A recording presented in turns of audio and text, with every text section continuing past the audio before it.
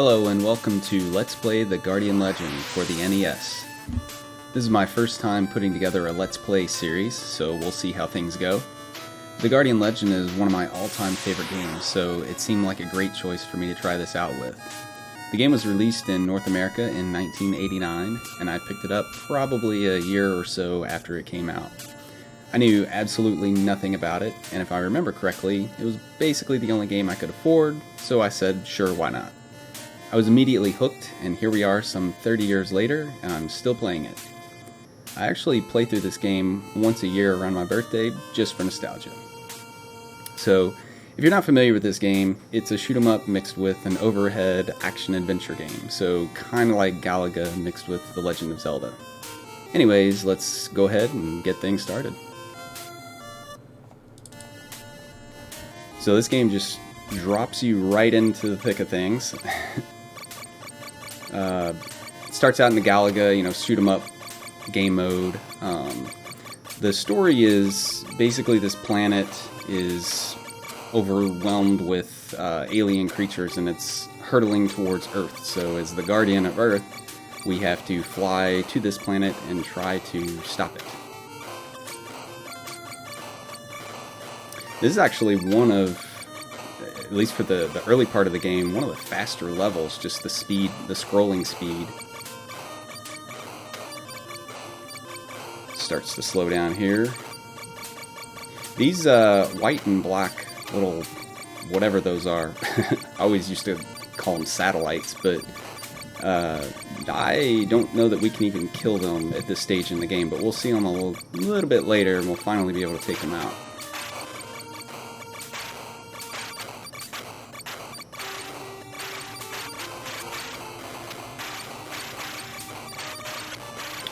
They are not afraid to throw projectiles at you in this game, obviously, as a shoot 'em up. And our first boss.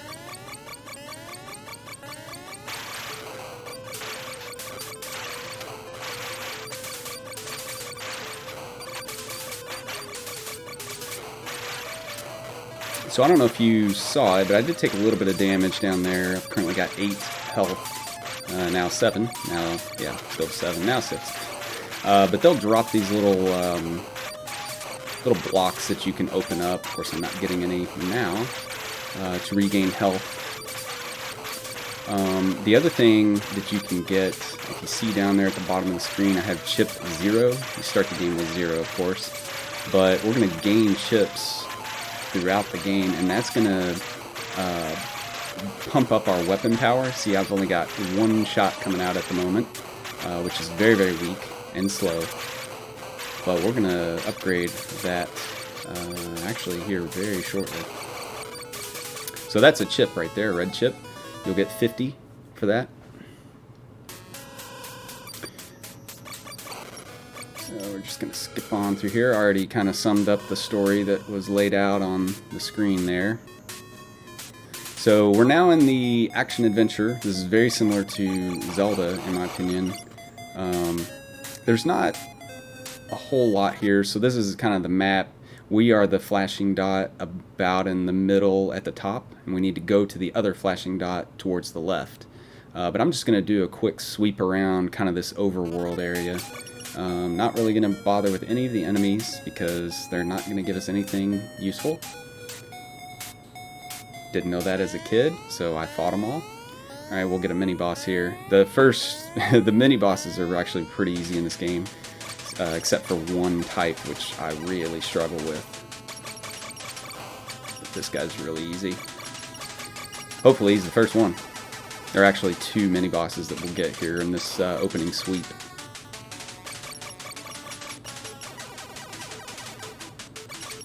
But anyways, back to the chips real quick while I'm taking this guy out. As you get more chips, it will increase your attack power for one, your primary attack.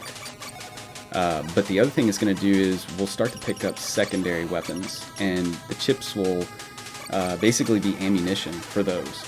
And it's an interesting balance because if you use your secondary weapons, it'll deplete your chip count, and if you dip below a certain threshold, then your primary weapon is going to take a hit, and you're going to go back down to, all the way down to this one, which is obviously not good as we get later in the game. So the reason I held up there for a second is this little blue guy here is a blue lander, and when I take him, I actually went from 8 health to 9 health. So those will boost up your maximum health. You can also get an increase to your max health at certain point intervals. So we'll end up probably 20-something by the end of the game. I don't know why I keep going down these ones on the side here. But anyways, the reason I want to point out the blue lander too is the red lander is the one who's going to bump up our chip count. So this is going to be our first little power up. It's going to watch my primary weapon speed here. It'll make it go a little bit faster now whenever you hold down the button. Okay, so this room kind of introduce you to those landers a little bit more. So they're just saying there's a creature in here and he's going to sell you stuff. So again, your chips, in addition to ammunition and determining your primary weapon strength, can also be used kind of as money to purchase weapons. So I'm going to go ahead and buy this, even though I'm probably not going to use it. I'll pick it up. We can't afford these just yet, so just skip on through these two rooms. And you can see my chip count went down to 0, so we need to replenish that. Not that it's terribly important, since we don't have a very good weapon at the moment. There's this room here that has a bunch of blue chips. Interesting thing with the little blocks there, when you come back down, if they contained an actual item, they'll transfer into these brown ones, which do not contain anything, and just get in your way. Later on, though, they'll revert back to the blue. We shouldn't need them, but in case we do, it's nice to have. Those are just blue chips, so I don't need those.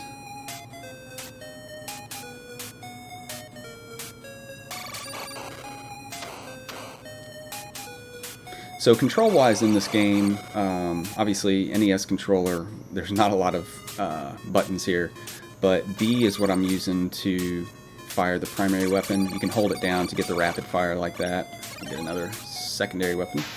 And then A will do your secondary weapon, which I'm going to go ahead and show you what that is. So you can either unequip it, which will be important for certain things later on, but we can also pick one. You can see in the top right there, it says shot 0 when I don't have one equipped, and then here I've got shot 12. That means with my current chip count, I can shoot that thing 12 times. And for that one, I got 16 shots. Other things on here of note, the area, it'll actually give you an XY coordinate in case you get lost in the game. Key, we don't have any, but we're going to fill that section up with a whole bunch of keys throughout the rest of the game. There's our chip max, then we've got our attack, the gun, and the shield.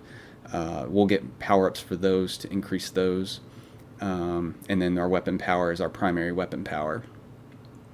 Actually, sorry, that is the secondary weapon power. So they start as kind of the blue background on these, and they'll go up 2 levels to a total of the 3rd level.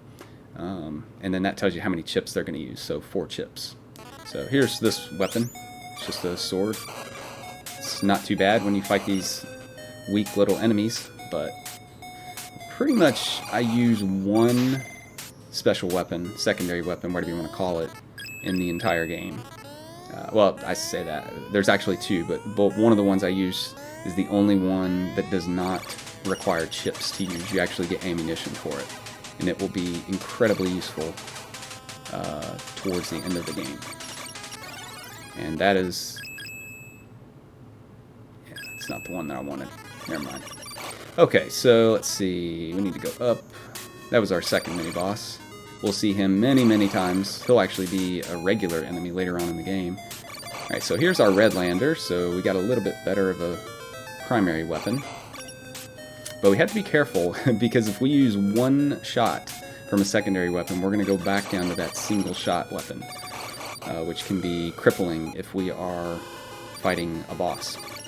Okay, so this is our first corridor. We were technically in one when the game started, corridor 0, but now we're on corridor 1. Some of these just open as soon as you walk into the room. Others, like this one, I had to shoot the actual door or the gate to get it to open.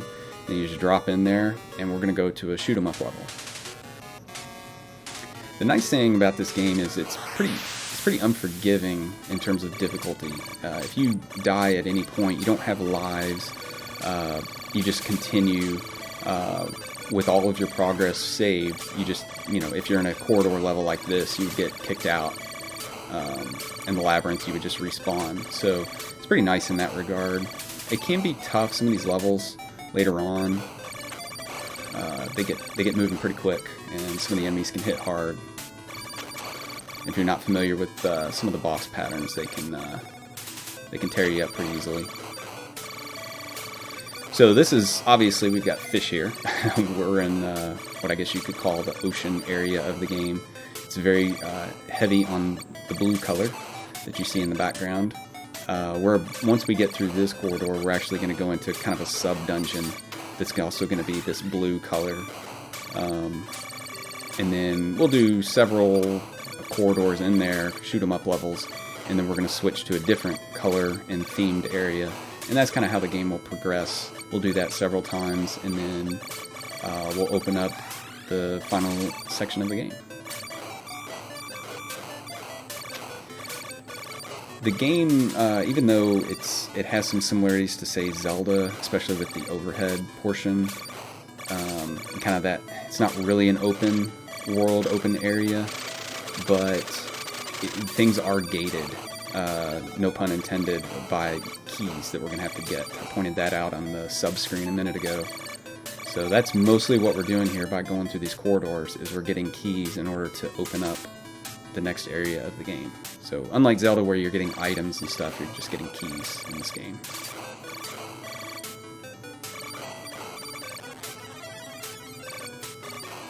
This level, it's a pretty slow-moving level just in terms of scrolling speed, but it's also one of the longer levels, or at least it feels that way. I don't know if it's because it just moves so slow, and it's not, terribly difficult. Obviously, it's the first level, so it kind of ease you in. Well, I keep saying first level, it's technically the second shoot 'em up level.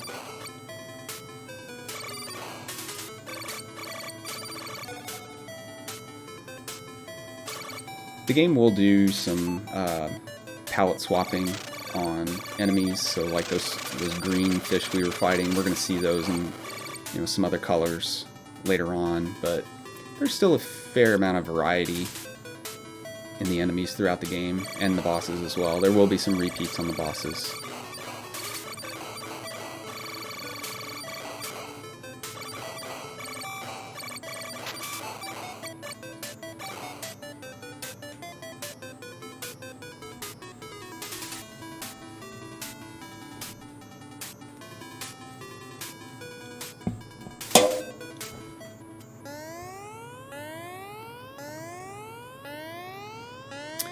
Alright, first boss, well, I keep saying first, but technically the second, but I always consider him the first. So he's a repeat. We'll see him not too far from now. He'll be a different color and a little bit more powerful. So this game also, he's shooting whatever those are, little crustaceans, I don't know. Those are going to be helpful, not necessarily for him, but some of the later bosses. We're going to need to farm those, potentially, depending on how much damage we take. Because they will spawn health power-ups and chip power-ups.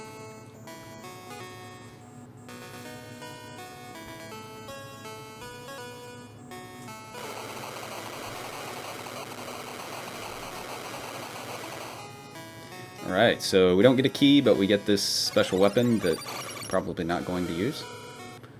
Well, we got the key, I guess, when we finished the corridor, so we didn't get it in the bonus from beating the level there. The bonuses that you'll get that show up on the gate there will range in usefulness. I personally like to get the landers. And then obviously the one special power-up that I like.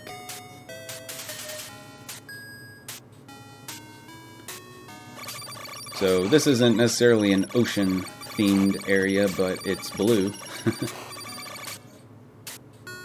So now that we got that key, though, you can see it created a couple of areas off of the main path here overworld area, and we've got 3 blinking squares. So those are the corridors that are open at the moment. So you have a little bit of flexibility in terms of where you want to go.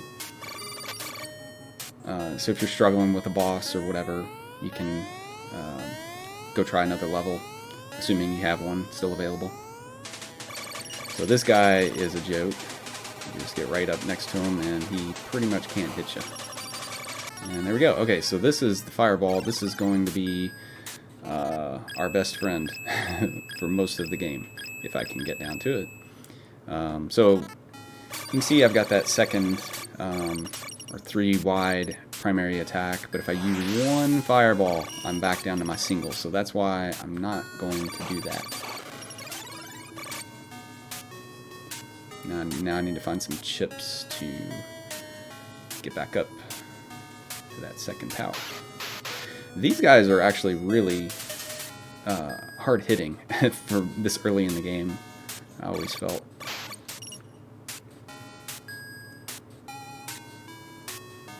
I don't think there's anything over here, but yeah, just a circle.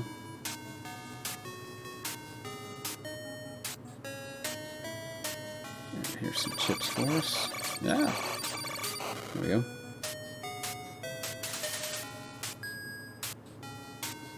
Alright, that's actually, I'm going to go ahead and pick it up. This will replenish all of your health. Becomes nice after this level, but...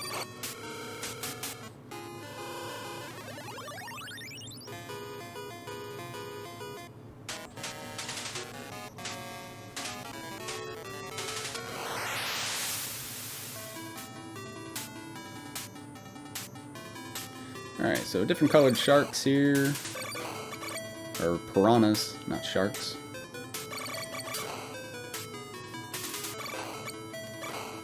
Get some new enemies on here.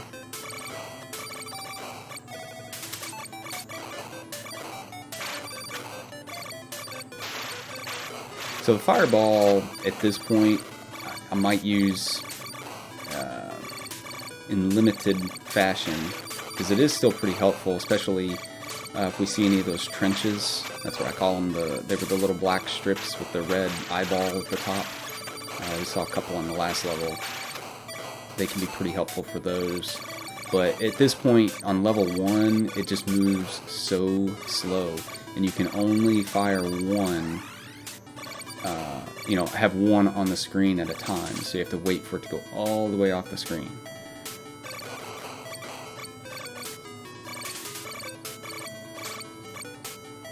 But we're going to fix that later in the game.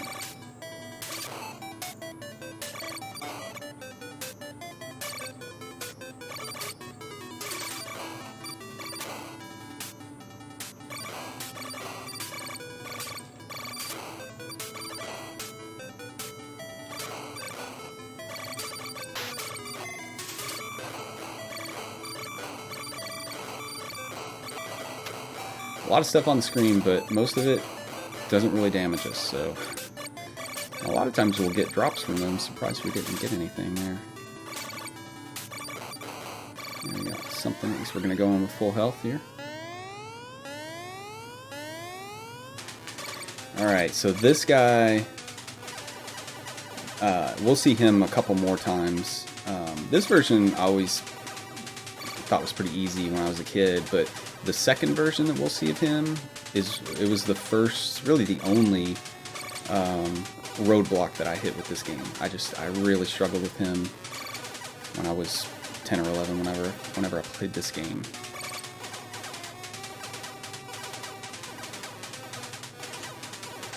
But this version's pretty easy. If we get hit though with those green seaweed things, I always called them ladders as a kid. I know that's not what they are, but that's what they look like to me. But they can do some serious damage. The little white dots aren't too much of a concern.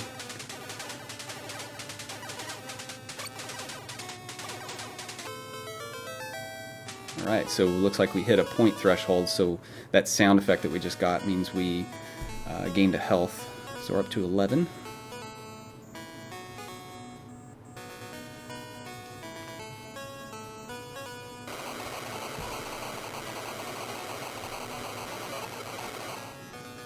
Alright, some grenades. Once again, probably won't be using those. This is a really short little section here. It's just got a mini boss that we'll go ahead and fight.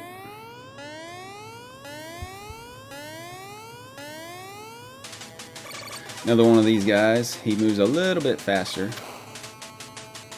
but still not too much of a big deal here. Go ahead and use the fireball. Nice on him. Sometimes, if you get him just right, he'll actually cause it to despawn, which means we can fire another one. But hey, another red lander. So now we can actually use a secondary weapon and still have our second level primary fire. So that is very helpful.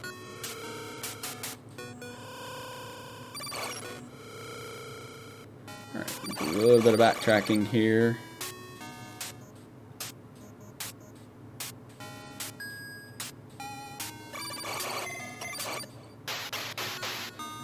Yeah, those guys are not friendly. I'm actually going to go in here. I think this is... Okay, yeah. I wanted to show this here in this first episode. So the Guardian Legend does not have a battery backup, unfortunately. It's not a terribly long game, but if you're not familiar with it, it can take a little while.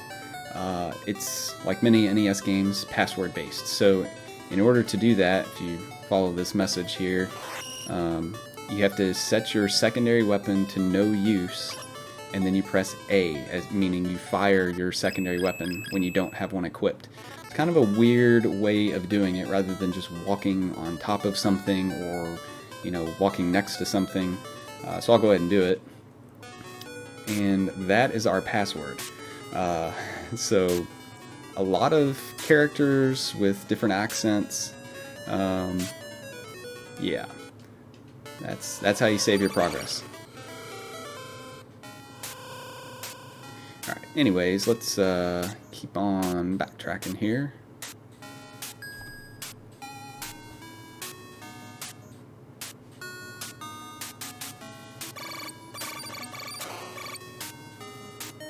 Go ahead and do one more corridor, I think, here for the first episode.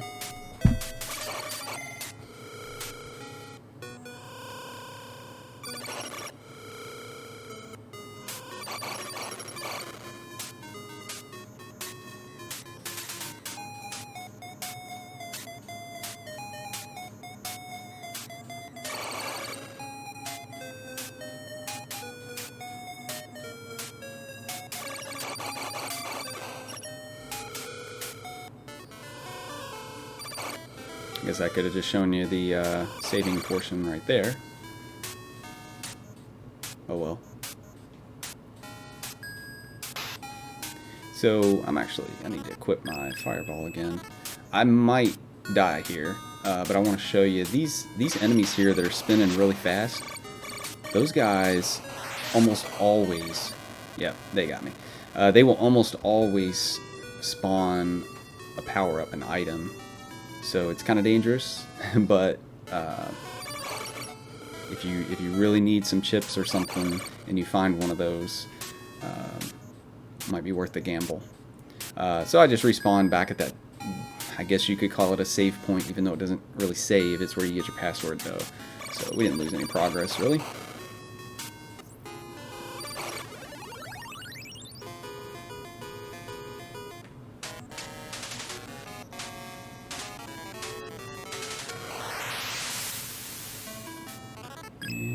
Need to get that back out. Okay.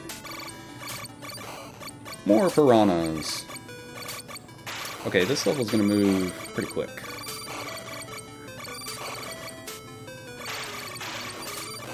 Start to use the fireball a little bit on this one, I think.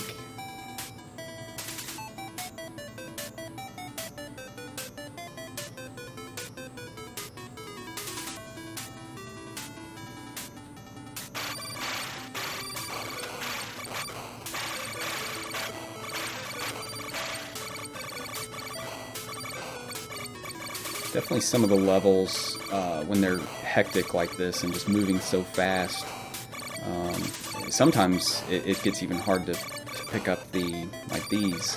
This level's not too bad for that, but later on that will be a problem. So it's almost just get to the boss with as much health intact.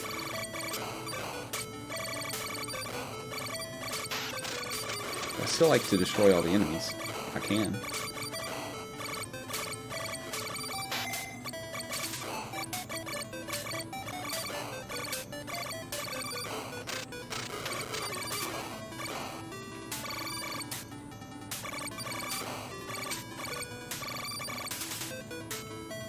Alright, this should be about it for this level.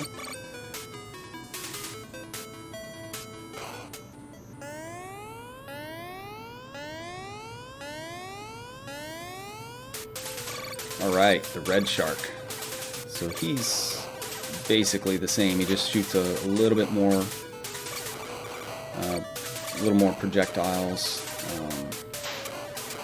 We got the fireball now, so we'll use that a little bit. I don't want to get too aggressive here.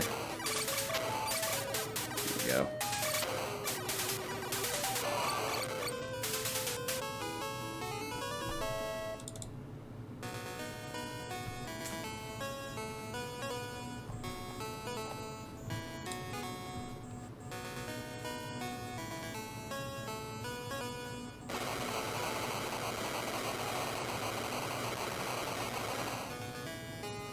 Alright, one more secondary weapon. And I guess with that, we'll go ahead and wrap up the first episode here. Hope you enjoyed it. Let me know if you have any feedback, and we'll see you with episode 2.